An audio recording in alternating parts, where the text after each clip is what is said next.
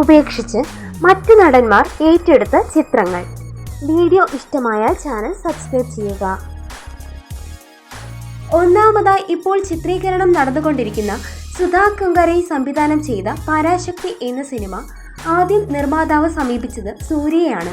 എന്നാൽ ചില കാരണങ്ങളാൽ സൂര്യ അതിൽ നിന്നും പിന്മാറുകയും ശിവ കാർത്തികേയൻ ആ ചിത്രം ഏറ്റെടുക്കുകയും ചെയ്തു.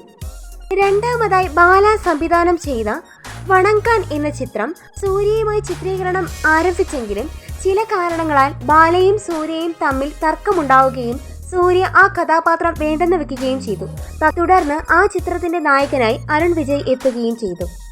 മൂന്നാമതായി ഗൗതം മേനോൻ സംവിധാനം ചെയ്ത ധ്രുവ നക്ഷത്രം. കാരണമായിരത്തിന് ശേഷം വീണ്ടും ആ കൂട്ടുകെട്ട് ഒരുമിക്കാനിരുന്ന സിനിമ ചില കാരണങ്ങളാൽ സൂര്യ പിന്മാറുകയും തുടർന്ന് വിക്രം ആ കഥാപാത്രം ഏറ്റെടുക്കുകയും ചെയ്തു. നാലാമതായി ശങ്കറിന്റെ സംവിധാന മികവിൽ പുറത്തിറങ്ങിയ നൻപൻ.